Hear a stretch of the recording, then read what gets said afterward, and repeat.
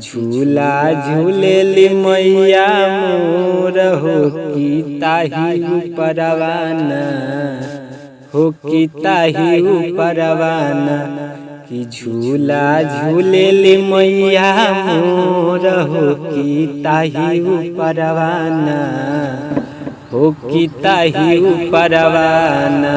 जी हाँ, नमस्कार दोस्तों, मैं राइटर विक्की विद्यार्थी आप लोगों का स्वागत करता हूं आप ही के यूट्यूब चैनल विक्की विद्यार्थी टॉपिक में।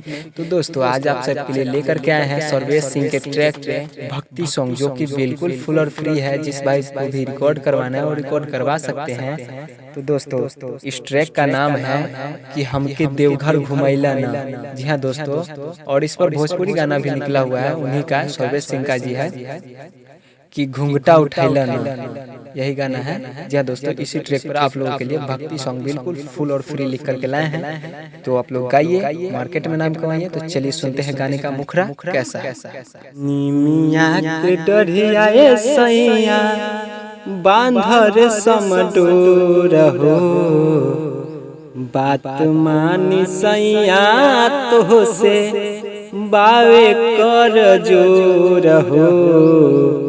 किया हो रमताही परवाना, किया हो रमताही परवाना कि झूला झूलेली मैया मोर हो की ताही परवाना हो की ताही परवाना कि झूला झूलेली मैया मोर हो की ताही परवाना हो की ताही परवाना।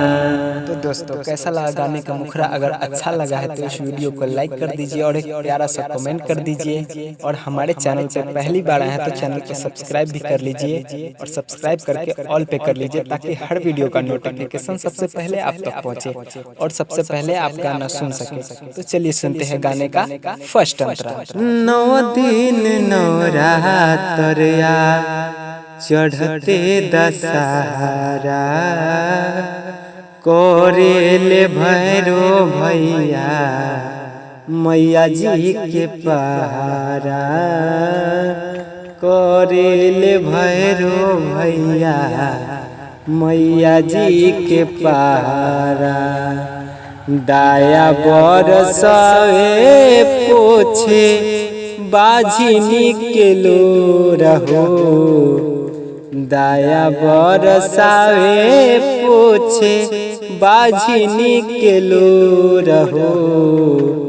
किया हो रमताही परवाना, किया हो रमताही परवाना कि झूला झूलेली मैया मोर हो की ताही परवाना हो किनी में उपरवाना कि झूला झूलेली मैया मोर हो की ताही उपरवाना किनी में उपरवाना।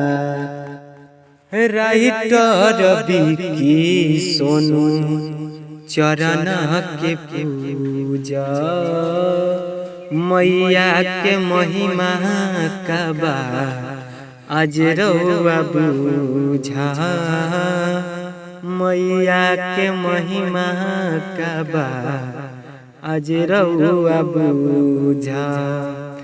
बान्ही के पगड़िया हो जा भक्ति में विभोर हो, बान्ही के पगड़िया हो जा भक्ति में विभोर हो।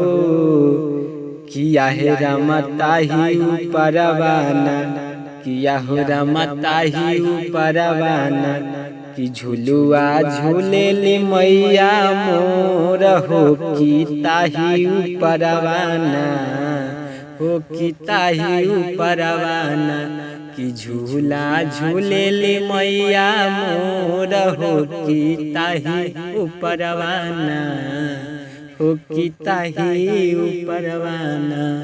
तो दोस्तों, पूरा गाना सुनने के लिए धन्यवाद। फिर मिलेंगे अगली वीडियो में, तब तक के लिए नमस्कार।